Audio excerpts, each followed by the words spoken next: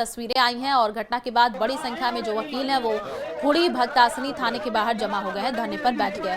Advocates association के पूर्व अध्यक्ष रणजीत जोशी ने कहा कि एसएचओ और संबंधित दोषी पुलिसकर्मियों को तत्काल निलंबित कर कार्रवाई की जाए, नहीं तो आंदोलन तेज कर दिया जाएगा।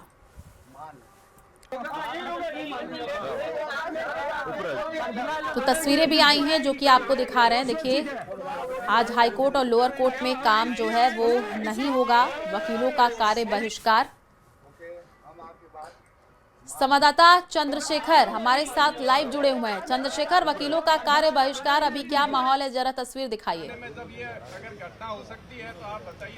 देखिए, इस घटना के होने के बाद अधिवक्ताओं में भारी आक्रोश है। जिस तरह से एक सवाल पूछा गया था कि जो जांच अधिकारी है उसने वर्दी क्यों नहीं पहनी, महज एक सवाल को जो है कहीं ना कहीं शांति भंग की धारा मानते हुए, उसका उल्लंघन मानते हुए एक अधिवक्ता को कॉलर पकड़कर खींचकर रूम में ले जाना और जो वीडियो वायरल हुआ उसके बाद अधिवक्ताओं में भारी आक्रोश है और साथ ही जो है शांति भंग की धारा के दुरुपयोग का भी आरोप यहां पर लगाया जा रहा है। और सबसे बड़ी बात, ये वीडियो बाहर आने के बाद राजस्थान हाईकोर्ट एडवोकेट एसोसिएशन और राजस्थान लॉयर्स एसोसिएशन दोनों ने संयुक्त बैठक करके निर्णय लिया है कि आज के दिन अधीनस्थ न्यायालय और उच्च न्यायालय में जो है अधिवक्ता अपनी पैरवी नहीं करेंगे, स्वैच्छिक कार्यों का बहिष्कार करेंगे और यदि इनकी मांगे, जो कि पूरे थाने को सस्पेंड करने की मांगे, नहीं मानी गई तो ये जो है कार्य बहिष्कार आगे बढ़ेगा। आप देख सकते हैं कि यहाँ पर जो है एक तरह से यहाँ पर जो है वकीलों की महासभा हो रही है और यहाँ पर अधिवक्ता लोग, तमाम जो पदाधिकारी, पूर्व पदाधिकारी लोग यहाँ पर एकत्रित है और जो आगे का जो रणनीति तय कर रहे हैं। फिलहाल ये बात सामने है कि गांधीवादी तरीके से जो है विरोध किया जाएगा, लेकिन किसी भी सूरत में जो मांग है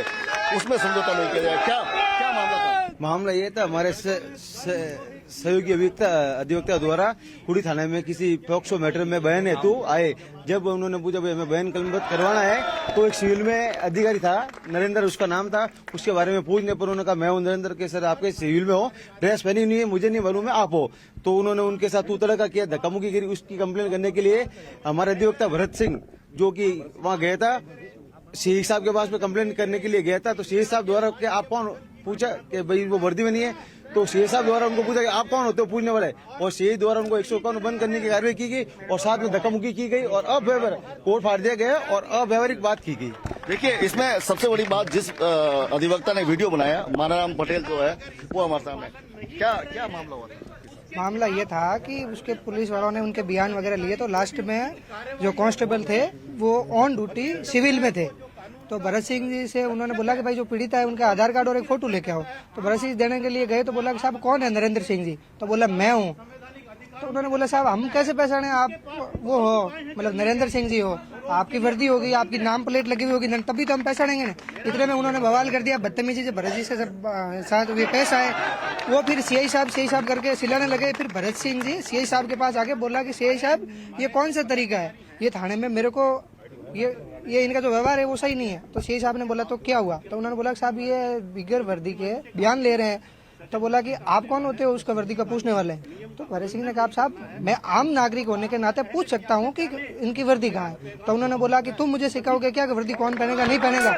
ऐसे करके उन्होंने तू तरीके से बात करी। जो उनका थानाधिकारी का जो रवैया था वो बिल्कुल ही गलत था, निंदनीय था। तो क्या मांगे सर? जी, हमारा इतना ही है कि पुलिस वालों ने एक मानसिकता बना ली है कि बस वकील अगर थाने आएगा जाएगा क्लाइंट के साथ में, तो उनको ऐसा लगता है कि भाई ये सारी बातें जो है हमारी, ये अपनी मनमानी और मनमर्जी और दादागिरी नहीं चलने देते हैं। तो ये पुलिस वालों की मानसिकता, पुलिस वालों को ये सोचना चाहिए कि वकील, हम पुलिस वालों के सहयोगी हैं। हजारों बार ऐसा हम करते हैं, कॉम्प्रोमाइज भी करवाते हैं, ऐसी बात नहीं है। सारी चीजें, सारी व्यवस्थाएं इनके साथ। मैं आपसे एक सवाल पूछूंगा सर, जो न्याय प्रक्रिया है उसमें सबसे पहली कड़ी जो है थाना होता है। कोई भी पीड़ित व्यक्ति न्याय पाने के लिए थाने पहुंचता है, उसके बाद जो है आगे, तो ये पूरा एक चेन सिस्टम है। तो यहाँ पे कहीं ना कहीं जो क्या हालात बन रहे हैं? देखिए, जब कोई व्यक्ति थाने में कोई रिपोर्ट लेके आता है तो हमने कई बार देखा है थाने में उसकी रिपोर्ट दर्ज नहीं होती है, तो एडवोकेट स्वयं ही आते हैं, रिपोर्ट दर्ज करवाते हैं और रिपोर्ट दर्ज नहीं होती है तब जाके इस प्रकार की विवाद होते हैं। कल की घटना है, हमारे साथी अधिवक्ता भरत सिंह जी यहाँ थाने में आए थे, कुड़ी थाना है हमारी ये, यहाँ आए तो उन्होंने रिपोर्ट दी। थानेदार साहब ने आवेश में आके उसको 101 और ने फिट करने के लिए बोला, उसको धमकाया, मारपीट करने के लिए उतर हुए, ठीक है। और जो उनका कोट पहना हुआ था, कोट खींचा। कोट खींचना किसी वकील का मतलब ये है कि उसकी वर्दी खींचना और ये पुलिस एक्ट के नियमों के तहत नहीं है। पुलिस एक्ट बना हुआ है कि किस प्रकार से एडवोकेट के साथ पेश आए और एडवोकेट किस प्रकार से कानूनी क्रिया को देखें, क्रियान्वित करें। लेकिन इन्होंने कुछ नहीं देखा, उस अधिवक्ता के साथ मारपीट की, उसको 151 फिट किया, जिसको लेके आज हम ये धरना प्रदर्शन कर रहे हैं। लेकिन दुर्भाग्य ये है कि अभी तक यहाँ के जोधपुर के जितने बड़े बड़े पुलिस अधिकारी हैं वो इस कार्यक्रम में, इस हमारे धरना प्रदर्शन में नहीं आए हैं। इसलिए हमें इस आंदोलन को पूरे राजस्थान लेवल पे उठाना पड़ेगा और उसको आगे बढ़ाना पड़ेगा। डिडवाना कुचामन से बड़ी खबर है। पीह कस्बे के चौराहे पर लगी अंबेडकर की मूर्ति खंडित हो गई है। पीह गांव में हुई घटना, लोगों में आक्रोश है। असामाजिक तत्वों ने बाबा साहब की मूर्ति तोड़ी है। मौके पर भीड़ जुटने लगी है। आरोपियों पर सख्त कार्रवाई की मांग की जा रही है। तो बड़ी खबर इस वक्त डिडवाना कुचामन से, जहां पर पीह कस्बे के चौराहे पर लगी अंबेडकर की मूर्ति खंडित तस्वीरें आई हैं। पीह गांव में हुई घटना, लोगों में आक्रोश है। असामाजिक तत्वों ने बाबा साहब की मूर्ति तोड़ दी है। मौके पर भीड़ जुटने लगी है।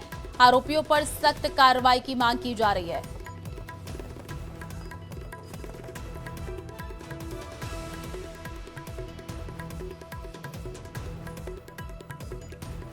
तो राजस्थान में एसआईआर की जो प्रक्रिया है वो तेजी से हो रही है। भारत निर्वाचन आयोग ने कार्यक्रम की डेडलाइन 1 हफ्ते बढ़ाकर के संशोधित कैलेंडर जारी कर दिया है।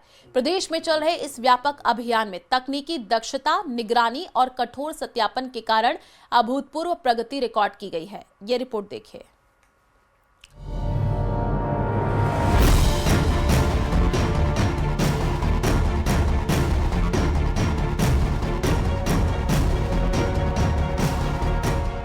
राजस्थान में एसआईआर की रफ्तार तेज, 97% डिजिटलाइजेशन पूरा, फर्जी वोटर्स पर एफआईआर की तैयारी।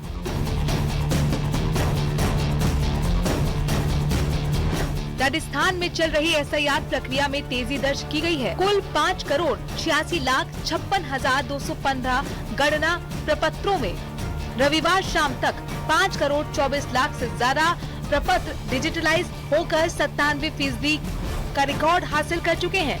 प्रदेश के 25,000 से ज्यादा पोलिंग बूथों पर बीएलओ ने 100% काम पूरा कर लिया है। लेकिन इस मामले पर सियासत अभी भी जारी है। बीजेपी कांग्रेस के नेता एक दूसरे पर वार पलटवार करने में जुट गए हैं। एसआईआर का पूरे देश में एक ही मकसद है कि कांग्रेस की आइडियोलॉजी के लोगों के वोट काटो, बीजेपी की आइडियोलॉजी के लोगों के फर्जी वोट जोड़ो और इंस्टीट्यूट पे कब्जा करो, चुनाव आयोग से मिलीभगत करो। और जब इनकी जो साख है ढलान पे आ गई है और लोग बाग कहने लगे कि ये तो झूठे लोग हैं, ये तो बेईमान लोग हैं। मताधिकारी एक व्यक्ति मताधिकार का प्रयोग करेगा, क्या वो दो जगह थोड़ी कर सकता है? तो अगर एसआईआर में ऐसी जो खामियां हैं वो दूर करने का काम कर रहे हैं। इसलिए अगर कोई बाहर का किसी देश का यहाँ पे रह रहा है, अगर उसने मतदाता सूची में नाम जुड़वा रखा है तो वो गलत है। तो कांग्रेस कह रही है कि हम हल्ला बोलेंगे। देखो, कांग्रेस कुछ भी कहे, लेकिन मैं तो ये कहता हूँ कि ये सही चीज़ है। एक व्यक्ति ही मत का प्रयोग कर सकता है, वो दो जगह नहीं कर सकता।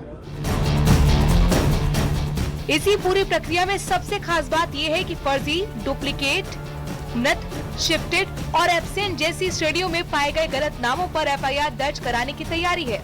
इसके जरिए आयोग की कोशिश है कि मतदाता सूची की शुद्धता सुनिश्चित की जा सके।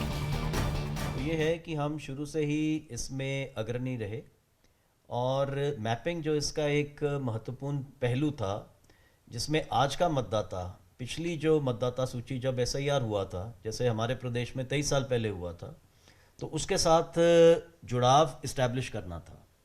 तो हम मैपिंग में भी बहुत ही अच्छी उपलब्धि पे आज हैं। 92% हमारे जो वोटर्स हैं अब मैप्ड हैं।